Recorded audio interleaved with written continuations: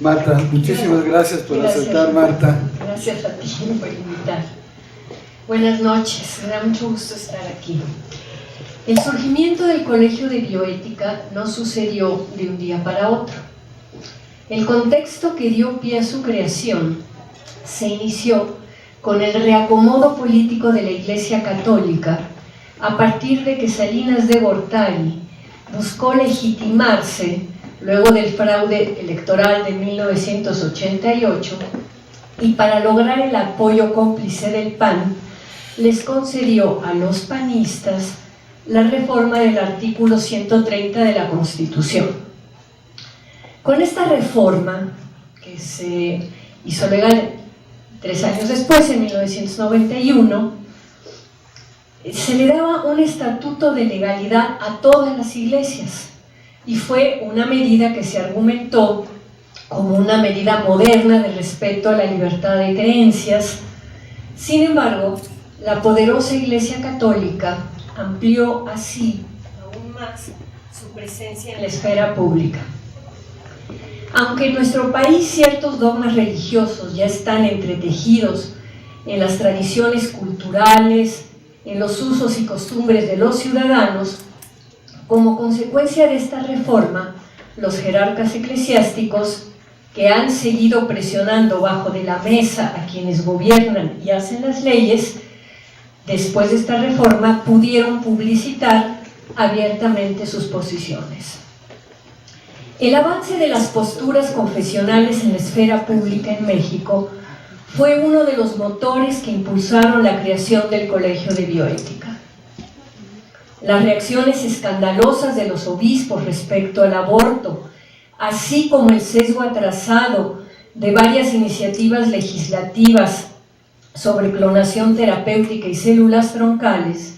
preocuparon a varios científicos e intelectuales quienes, al igual que lo han hecho otros ciudadanos, decidieron juntarse para formar una asociación civil. Médicos, filósofos y abogados que compartían la necesidad de enfrentar con argumentos científicos y filosóficos el discurso religioso, se propusieron no solo continuar con sus investigaciones y labores académicas, sino informar a la opinión pública y muy especialmente asesorar a la clase política. Así, al crear el Colegio de Bioética, institucionalizaron lo que muchos de sus integrantes ya venían haciendo, cada quien por su lado. Es incuestionable que el desarrollo tecnológico y científico avanza mucho más rápido que las normas jurídicas. Y por eso, ¿qué pueden hacer las personas que desean o necesitan tomar decisiones bioéticas sobre sus vidas y no cuentan con la protección legal para hacerlo? Cuando un grupo de ciudadanos considera atrasada la legislación que los rige y cuando los códigos existentes violentan sus expectativas existenciales y su libre albedrío, pues toca cambiar la ley. Y para ello hay que organizarse, protestar, cabildear, incluso plantear demandas y litigios jurídicos en defensa de la decisión individual de cada persona con respecto al uso de su cuerpo y al control sobre la duración de su vida. Justamente para este tipo de acción ciudadana resulta invaluable la fuerza que otorga el respaldo de científicos e intelectuales. En ese sentido, un logro indudable del Colegio de Bioética ha sido que con el capital cultural y simbólico de sus integrantes eméritos, Premio Nacional de Ciencias, etcétera, etcétera, integrantes de la UNESCO, más, ha sido capaz de desarrollar intervenciones eficaces para detener algunos retrocesos legislativos derivados de las arcaicas posturas infiltradas o filtradas por los obispos. Un logro, y bastante considerable, ha sido el de incidir en debates como el del aborto, cuando el término vida sigue tan politizado en nuestro país. La batalla ideológica en el terreno de la conceptualización de la vida persiste y seguirá dándose en distintas entidades federativas hasta que en toda la República se logre la despenalización. Pero dicho debate, cuando acabe el del aborto, seguirá con la eutanasia y con el suicidio asistido,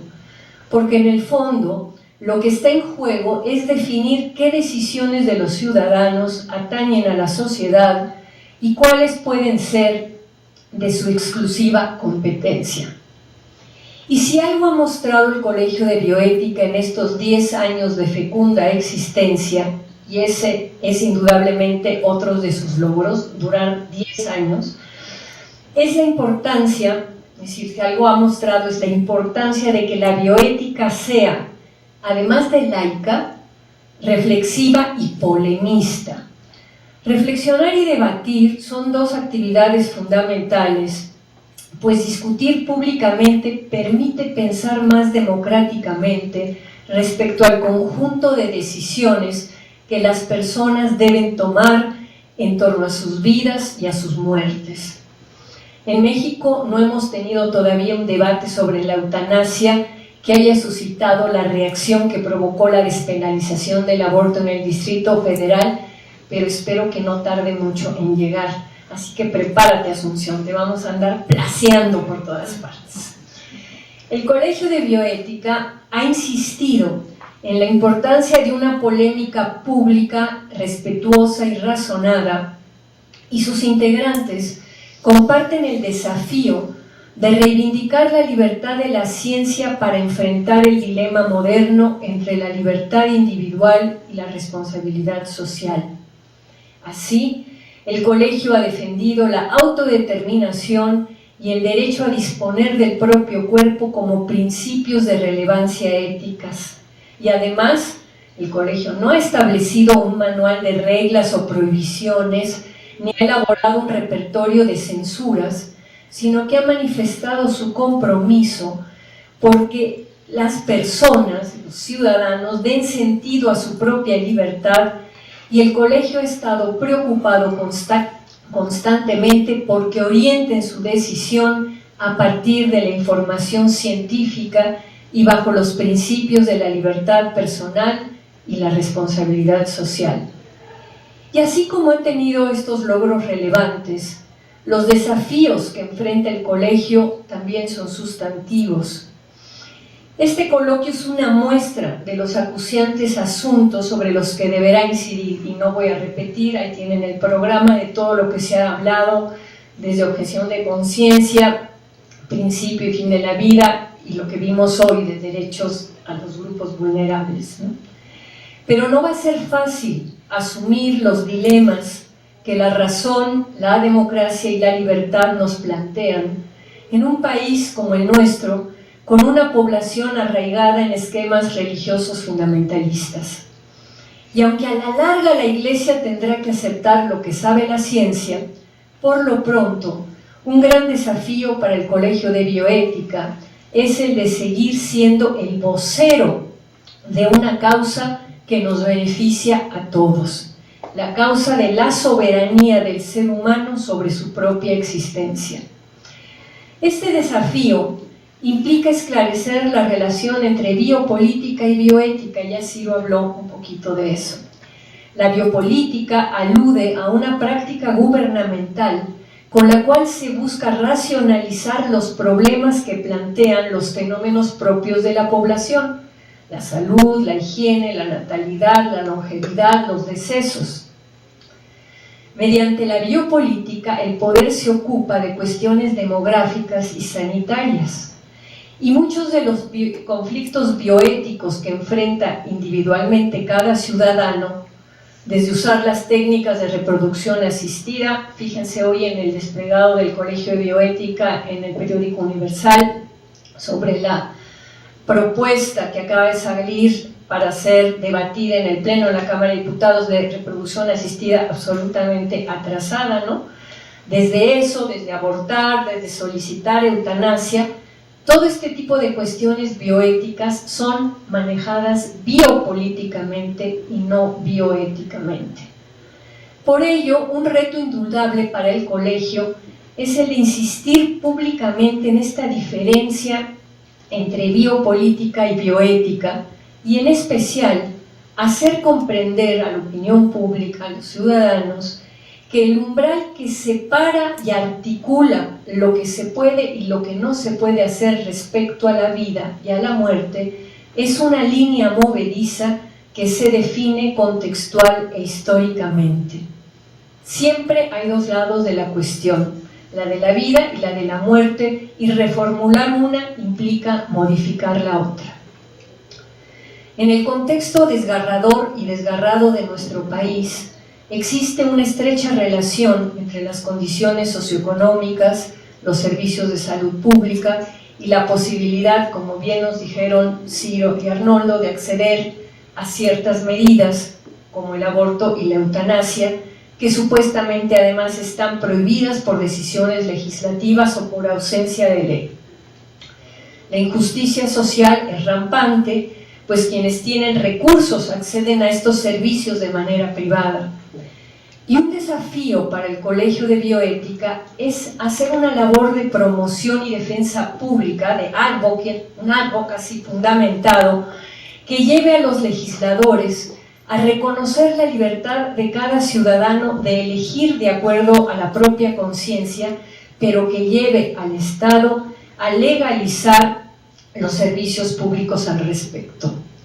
Y esto va de la mano de otro desafío indudable, el de instaurar un debate sobre las nuevas reglas de convivencia a partir de la necesidad de estructurar nuevas obligaciones bioéticas que tomen en consideración los derechos humanos básicos, los derechos sociales, como dijo Ciro, y que cambien los servicios públicos de salud. Esto más acorde con la aspiración tanto de reducción del sufrimiento humano como de respeto a la soberanía individual. Pues estos son, según yo, los logros importantes y los desafíos del colegio, y yo en lo personal estoy muy agradecida por estos 10 años.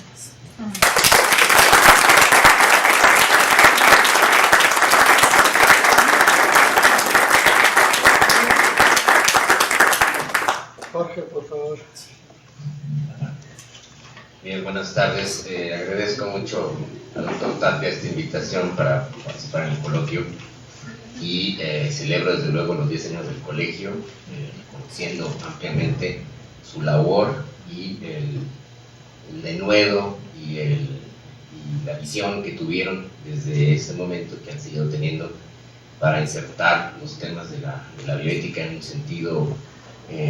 rigurosamente científico, laico y propositivo en nuestra sociedad que tanta falta ha hecho, ¿no? Yo me voy a referir a los desafíos retos de la bioética en general, no del colegio de bioética nada más, porque entendí que esa era la idea, pero desde luego que son los de cualquier grupo de académicos que intente pensar en los problemas de la bioética contemporánea. Y quiero plantearlo desde una perspectiva un poco más teórica, si quieren. A mí me parece que el gran desafío, el reto en el siglo XXI, no solo para sociedades de tradición judeocristiana como la nuestra, sino para todo el mundo en general y en la tradición occidental, es avanzar en un proceso que algunos le llamamos un programa de naturalización de la ética y de la bioética. Y voy a tratar de explicar qué me refiero con eso, ¿no? Durante mucho tiempo, en la tradición de pensamiento que sigue siendo hegemónica en nuestra civilización, han permanecido ideas muy arraigadas, muy profundas, que provienen, son mucho más anteriores, desde luego, que el pensamiento cristiano, que provienen de este dualismo muy fuerte, al que se refiere un poquito Julián en la mañana, entre que concibe a los seres humanos no como seres naturales, no como animales ligados a la evolución. Y esa es una idea muy pesada que seguimos arrastrando. Cada vez tenemos más evidencias de su inconsistencia. Y yo creo que uno de los desafíos fundamentales de la bioética es lograr construir una concepción suficientemente robusta, que sea suficientemente consistente, sólida,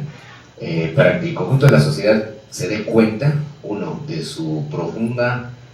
animalidad, ¿sí? Dos, de sus vínculos con el resto de los seres vivos en el planeta, de su interdependencia fundamental, no solamente entre todos los seres humanos, desde luego, sino con los demás seres vivos con los que compartimos la vida en la Tierra, y de nuestras responsabilidades, porque hablamos entonces de bioética, de nuestras responsabilidades en tanto que agentes morales capaces de modificar nuestra conducta o de orientarla. Y en esto, desde luego, pues tiene un gran trabajo las ciencias de la vida a partir de la teoría de la evolución. Entonces necesitamos una bioética evolucionista, una bioética naturalista, ¿no?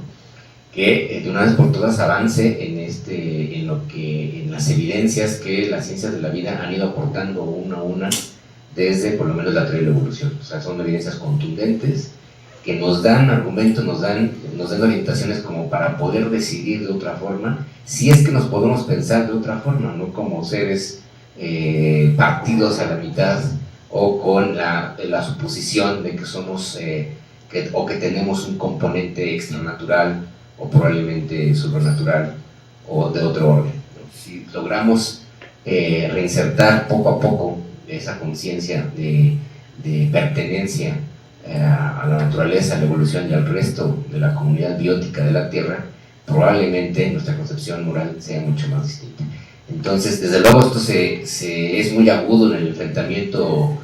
político y la lucha por los derechos civiles de autodeterminación que se ha dado en los últimos años y que son como el núcleo fundamental de la bioética en sus problemas más acuciantes, el aborto y la eutanasia, ¿no? La reivindicación por estos derechos a decidir sobre el propio cuerpo, pero detrás de eso hay ideas sobre el cuerpo, ideas sobre la naturaleza humana que siguen estando muy tensas, muy contradictorias. Entonces yo iría más allá de la mera defensa de la autodeterminación de las personas, sino iría en el sentido de construir a partir de fundamentos teóricos sólidos una visión distinta que rompa ese paradigma antropocéntrico y ese paradigma dualista que durante muchos años, muchos milenios, más de 2000 años, ha mantenido esta idea de separación radical entre nosotros y el resto de los seres humanos. Yo creo que la ponencia de Gustavo, ¿no?, acusa bien o evidencia todavía las ideas que tenemos difíciles de mover, a veces difíciles de discutir, ya no solo entre el gremio de los filósofos, sino también entre los científicos, y no poder aceptar, por ejemplo, que otros animales se comporten moralmente. Eso para muchos es simplemente inaceptable, ¿no? No tiene ninguna evidencia para argumentarlo, por cierto. Entonces creo que esto es uno de los grandes desafíos que conceptualizaría en general en esta tendencia de poder naturalizar nuestra visión de lo ético y naturalizar nuestra visión de la naturaleza humana, al fin y al cabo, para esta redundancia, poder concebirnos de una vez por todas como lo que somos, animales parentados con el resto de la naturaleza. Ahora bien, desde el punto de vista social, desde luego, Marta nos ha enseñado muy bien todo el problema, el contexto sociopolítico, cultural al que se enfrenta la bioética en México, ¿no? Con grupos bien organizados y de presión que tienen una agenda, ¿no?, bioética confesional, que ha sido uno de los principales factores de controversia, ¿no?, de disputa. Entonces, no debemos pensar solamente la bioética como el ámbito de la controversia pública o de la mera polémica entre distintas concepciones, y tampoco llegar, como a veces se piensa, a una especie de neutralidad de un abanico de posiciones que aparentemente valen todas por igual, porque en realidad hay posiciones hegemónicas, posiciones que tienen mucho más peso en el conjunto de la sociedad, obviamente, sino en poder fortalecer, este sería el segundo gran desafío, la laicidad en las políticas públicas y la laicidad en la bioética misma, sería como uno de los desafíos fundamentales. Y creo que en particular, personalmente, tengo esa convicción esencial, ¿no? No cabe aquí la idea de una pluralidad neutra de distintas visiones religiosas o incluso de distintas religiones acerca de la bioética como fundamento de las políticas públicas, ¿no?, de la salud o de los derechos civiles o de la educación, sino lo que cabe es un ámbito laico en el que justamente se ponen límite a esas posiciones ideológicas y religiosas porque no pueden tener ya el consenso que supuestamente tuvieron en otras épocas. Y entonces lo que debe predominar en el debate público, en el ámbito de las decisiones de la sociedad y del Estado, no son esas convicciones morales o religiosas o ideológicas incluso, sino los argumentos, los hechos, las evidencias y las conjeturas probables que provienen finalmente de las diferentes ciencias, tanto naturales como sociales, sin suponer además que hay algo así como saberes científicos incontrovertibles, y ese sería otro tercer punto. También necesitamos una ciencia autocrítica. Yo no confiaría nunca en el saber absoluto de las ciencias, no puede convertirse en otro principio de autoridad que igualmente se fuera dogmatizando. Y me da la impresión que en mi universidad, por ejemplo, todavía hay una tendencia en la formación científica que tiende a dogmatizar los conocimientos científicos, lamentablemente. Entonces también necesitamos avanzar en una ciencia autocrítica, una ciencia capaz de revisar sus conocimientos, de abrirse al debate permanente y a cuestionar algunas de las prácticas que han viciado incluso la investigación científica. Y hay otro problema que tiene que ver con la influencia del mercado, la influencia de la tecnociencia, la influencia de otros factores que no son estrictamente científicos, algunos son técnicos, pragmáticos, comerciales, que están determinando el rumbo de las investigaciones y también el rumbo de las decisiones incluso de investigación. Y ahí nos enfrentamos a otro tipo de problemas, por ejemplo en el ámbito ambiental, con respecto al uso de las biotecnologías, por ejemplo, sería como los ámbitos más controvertidos, ¿no? En otros casos, en la utilización de biotecnologías para todo tipo de fines, siempre tendremos el problema, que se discutía en la mañana también con el profesor Bockholm, sobre los riesgos difíciles de determinar. Por necesidad siempre nos moveremos cuando discutimos sobre riesgos en un ámbito de incertidumbre, y normalmente la tendencia tradicional en el mundo industrial capitalista moderno ha sido poner la carga de la prueba en el que sospecha riesgos y no en el que genera innovaciones que pueden tener un interés sin duda positivo y humanitario, pero que a la vuelta de los años pueden provocar una serie de problemas difíciles de resolver. Esa lógica también de desarrollo industrial económico tiene que modificarse de algún modo, tiene que acotarse, y eso es también una tarea de la bioética, al menos así la concibo yo, no solo en el caso de las biotecnologías estrictamente, sino de todas aquellas acciones científicas y tecnológicas que tienen repercusión en el medio ambiente y la naturaleza y en la interrelación de los seres humanos con el resto del ambiente. Otro ámbito particular que representa un gran reto actualmente es el que se está ya consolidando como el ámbito de la neuroética. Entonces ahora hubo una sesión en este coloquio, no solo porque sea un tema que aparentemente está de moda, sino que tiene una profundidad también, un calado mucho mayor, porque se trata de avanzar en el descubrimiento, en el conocimiento de lo que suponemos que es el órgano fundamental de los seres humanos, en donde residen, ¿no?, las capacidades más importantes que nos distinguirían, seguimos pensando, del resto de los seres vivos, y en el que están además basadas las capacidades morales, ¿no? Y